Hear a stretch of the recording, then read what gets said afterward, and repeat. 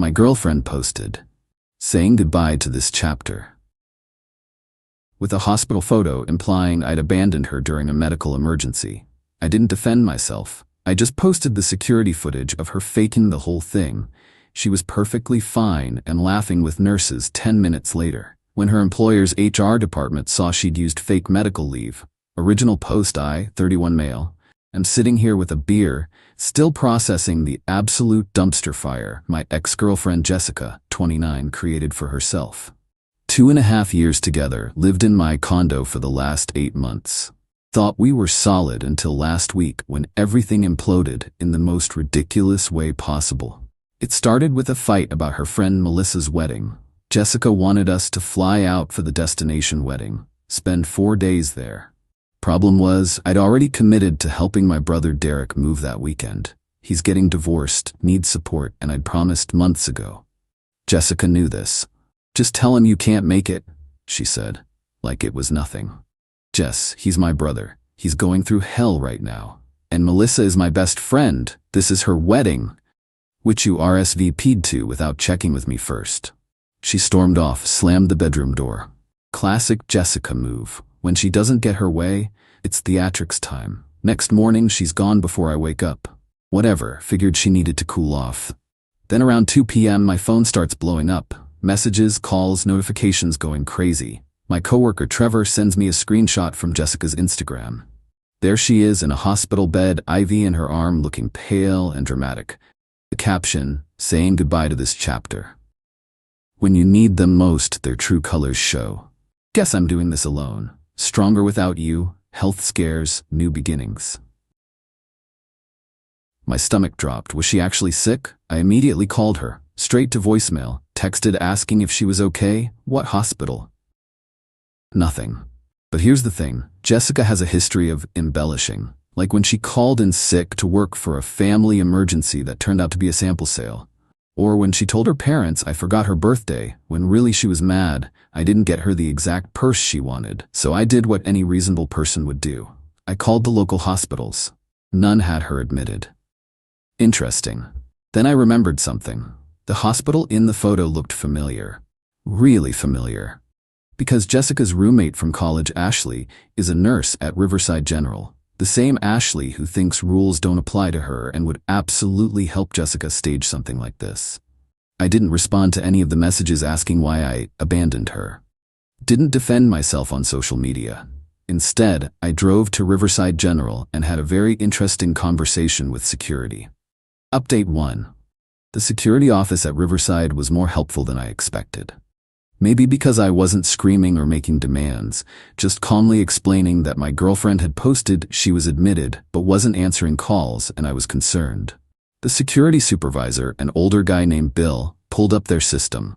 No Jessica admitted. But when I showed him the Instagram post, he recognized the room number visible in the corner of her photo.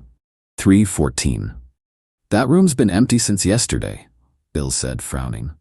Let me check our cameras. 20 minutes later, I'm watching security footage with Bill and his colleague. There's Jessica and Ashley walking into the hospital at 1:07 p.m., laughing and carrying Starbucks. Ashley swipes them through to the nursing station. They disappear down the hall toward room 314. At 1:23 p.m., Jessica posts her dramatic photo. At 1:34 p.m., they're both on camera again at the nursing station, Jessica doing some kind of mock fashion show walk, while Ashley and 2 other nurses crack up laughing. Jessica's perfectly fine, bouncing around, no trace of whatever medical emergency she was implying. At 1:41 p.m., they leave together, Jessica practically skipping to the elevator. Bill burned me a copy of the footage onto a USB drive. This is something else, he muttered. Yeah, I agreed. It really is. Drove home thinking about what to do. Jessica's post had over 200 comments by then. Her mom had commented asking what was wrong, offering to fly in. Her coworkers were sending prayers. My friends were calling me trash. My own mother had left me a voicemail asking how I could leave Jessica alone in the hospital. Jessica finally came home around 8 p.m., key in the door like nothing happened. Walked in looking completely healthy. Stopped dead when she saw me on the couch. Oh, you're home, she said, avoiding eye contact. Feeling better? I asked, keeping my voice neutral. Yeah, Much better. That's good. Modern medicine is amazing. What was wrong? She shifted uncomfortably. Just, stress-related stuff. Anxiety attack. Ah, and they admitted you for that? Well, they wanted to run tests. Which unit? I called looking for you, but they said you weren't admitted. Her face went pale. They must have made a mistake. I was in the ER mostly. Room 3114 is in the ER? The silence was deafening. She knew I knew. Look, I was upset, okay? She finally exploded. You chose your stupid brother over Melissa's wedding, and I wanted you to see how it feels to be abandoned. So you faked a medical emergency, posted it publicly, let everyone think I'm some monster who left you in the hospital. I didn't think it would blow up like that. You have 237 comments, Jess. Your mom is trying to book a flight. I'll fix it. How? By admitting you lied? She glared at me. I wasn't lying. I was there. I was upset. That's a medical issue. The entitlement. The mental gymnastics. I just shook my head. You need to find somewhere else to stay, I said quietly. What? You're kicking me out over this? You publicly humiliated me with a lie. You used your friend's position to access hospital facilities for a fake photo op. Yeah, I'm done. She started crying then. Big, dramatic tears. Where am I supposed to go? That's not my problem anymore. She grabbed some things and left, probably to Ashley's. Good riddance, I thought. But I wasn't done. Not even close. Update 2. That night I couldn't sleep. Keep thinking about all the people who'd seen that post, who now thought I was garbage. My reputation tarnished because Jessica wanted to win an argument. Around 2 a.m., I made a decision. If she wanted to play the social media game, fine. Let's play. I posted the security footage. Not the whole thing, just the relevant parts. Jessica walking in healthy with Starbucks, her doing the fashion walk while nurses laughed, her leaving. Clearly fine. I captioned it. Since people are concerned, here's the security footage from yesterday. As you can see, there was no medical emergency, no abandonment, just someone who thought faking illness for sympathy was appropriate. I don't usually air private matters publicly, but when lies affect my reputation, the truth matters. Then I tagged everyone who'd commented on her original post. Went to bed. Woke up to chaos. My phone had so many notifications it was glitching. Jessica had called 23 times. Her mom had called 8 times. Ashley had sent a novel-length text calling me pathetic and addictive. But the best part? The comments on my post. Holy shit, she really faked being in the hospital? This is insane. Who does this? Bro, you dodged a bullet. Wait, isn't that Ashley Thompson? Doesn't she work there? This could be serious. That last comment gave me pause. I hadn't even thought about the professional implications for Ashley. But that was on her, not me. Jessica's mom, Diane, called again. I answered this time. How dare you embarrass her like this? Diane screeched. She embarrassed herself, Diane. I just provided facts. She was stressed. You drove her to this. I refused to bail on my brother's move that I'd committed to months ago. If that drives someone to fake a medical emergency, that's on them. You're ruining her life over a small mistake. She tried to ruin my reputation over not getting her way. Actions have consequences. Take it down right now. No, she hung up on me. Jessica showed up at my door an hour later, mascara running, looking genuinely distressed for the first time. Take it down, she demanded. Please. Everyone's seen it. My boss saw it. This is getting out of hand. Should have thought about that before you posted lies about me. I took mine down. After the damage was done. After everyone already saw it and formed opinions. This is different. You're showing video that proves I lied. My work thinks I faked being sick last month now. HR wants to meet with me. Oh, that was interesting. She'd used sick days for that Vegas trip with the girls last month, claimed she had food poisoning. Not my problem, I said, starting to close the door. She blocked it with her foot. I'll sue you for posting video of me without consent. I actually laughed. It's security footage from a public area of a hospital. No expectation of privacy. Plus, you posted the original lie. This is just defending myself with facts. You're such a... She started, then stopped. Fine, but I need my stuff. I'll box it up. You can pick it up this weekend. I live here. Not anymore. You're not on the lease. You have no legal right to be here. She tried to push past me. I blocked her. Move, she demanded. No. Leave, or I call the cops. For trying to enter my own home. For trying to enter my home that you have no legal claim to. after you've been told to leave. That's trespassing, Jess. The look on her face like she'd never been told no in her life, which thinking about it was probably accurate. Diane had always babied her, cleaned up her messes, made excuses. Not anymore. At least not with me. Update 3. The fallout was swift and brutal. First, Ashley got suspended pending investigation. Turns out hospitals take HIPAA very seriously, and even though Jessica wasn't a real patient, Ashley had used her badge to access restricted areas for personal use, allowed a non-employee into patient care areas, and participated in what they called misuse of medical facilities. Jessica absolutely lost it when she found out. Sent me a voice message screaming that I'd ruined Ashley's career and that I was evil. I didn't respond. Ashley made her choices. Then came the work situation. Jessica's HR department had connected some dots. She'd called in sick 5 times in the past 3 months. They cross-referenced her social media. Why do people not make their profiles private? And found photos of her at a music festival during one sick day. In Vegas during her food poisoning, and now this fake hospital stay. She got fired, not suspended. Fired. Her mom called me again, this time crying. She lost her job because of you. She lost her job because she committed fraud, Diane. Multiple times, apparently. She's going to lose her apartment. She can't afford it without work. Then maybe she shouldn't have been skipping work to party. You're heartless. You loved her. I loved who I thought she was. Turns out that person didn't exist. Let her come back just until she finds a new job. Please. Absolutely not. Then you're paying for this. Emotional distress, defamation. My husband's a lawyer. Your husband is a real estate lawyer, Diane, and posting factual security footage isn't defamation. It's literally the truth. She hung up again. But the entitlement wasn't done. Not even close.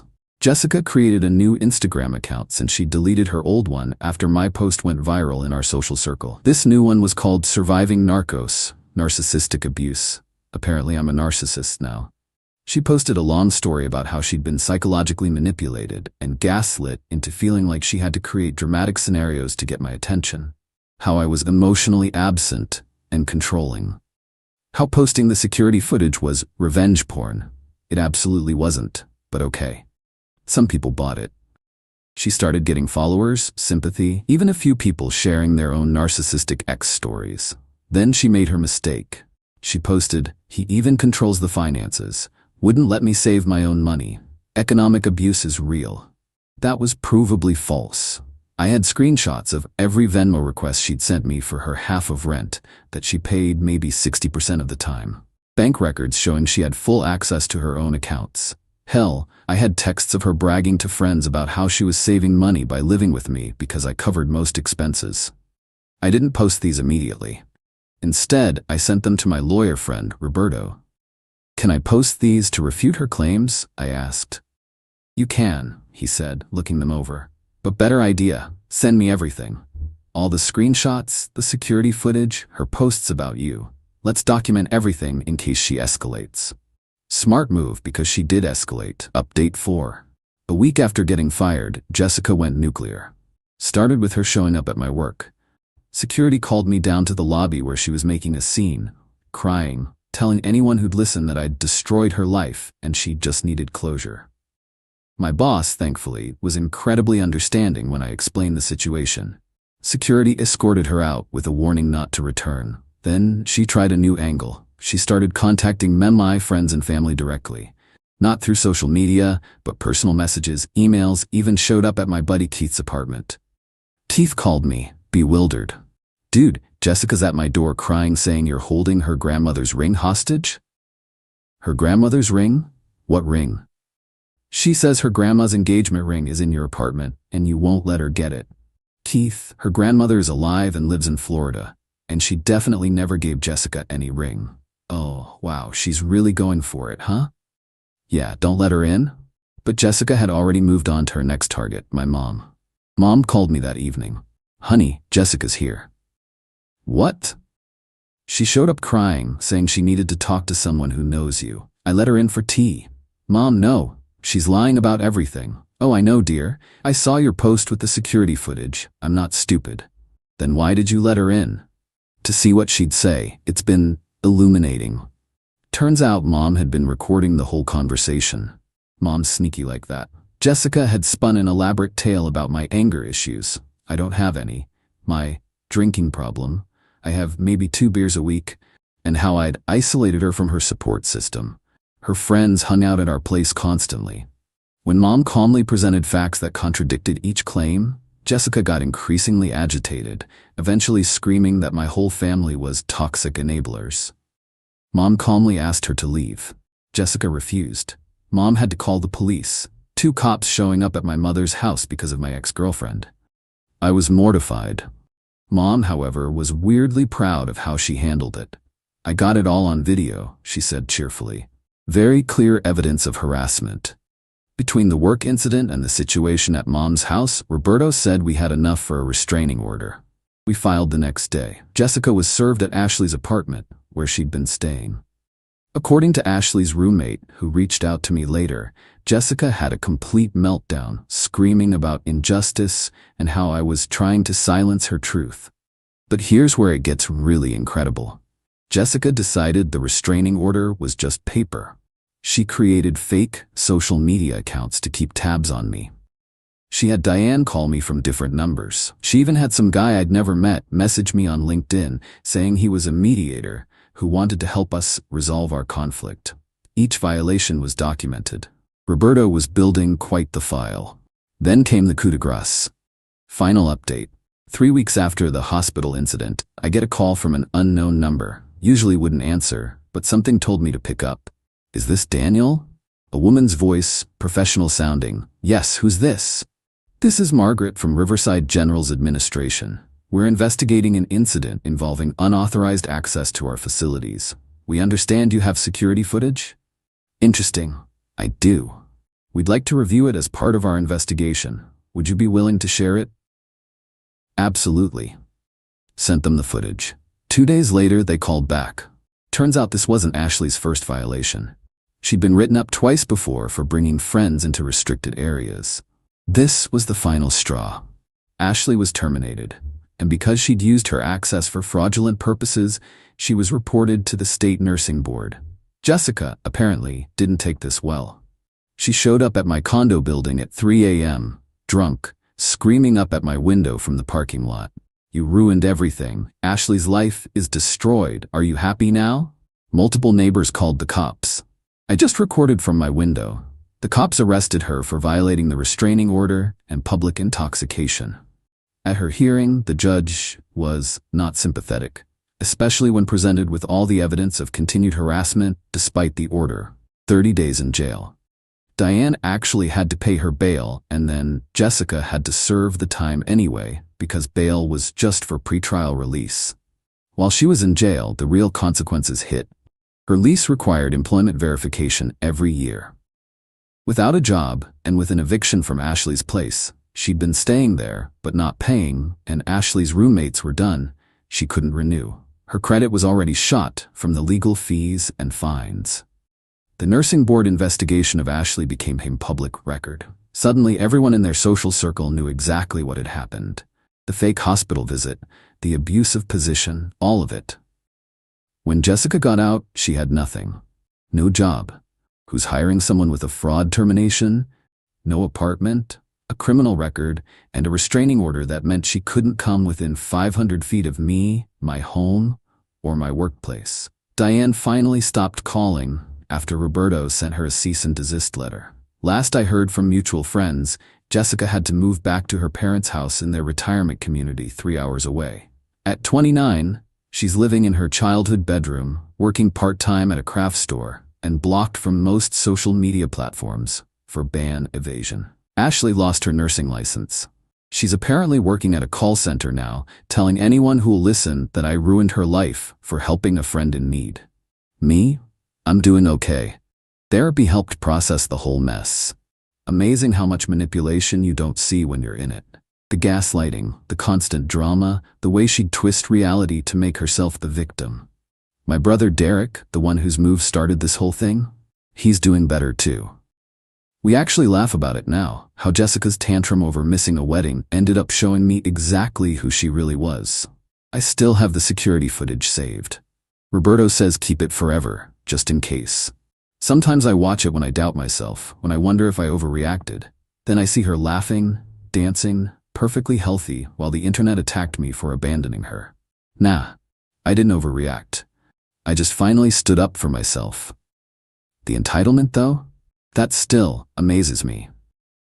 The fact that she thought she could publicly destroy my reputation with lies and face no consequences. That she could violate a restraining order because she was upset. That even now, according to the grapevine, she tells people she's the victim of a narcissistic smear campaign. Some people never learn. They just find new people to blame. But that's not my problem anymore. My only problem now is deciding whether to renew my lease or buy a house. Leaning toward the house, fresh start and all that. Funny how removing toxic people from your life suddenly makes everything clearer. Even furniture shopping is easier when you don't have someone demanding everything be Instagram-worthy or throwing fits when you won't buy a $3,000 couch you can't afford. Life's good. Drama-free. Exactly how it should be. Oh, and Melissa's wedding? The one that started all this, got canceled. Apparently, the groom had been cheating. Jessica missed that whole mess because she was in jail. Karma's real, folks. Sometimes it just takes its sweet time.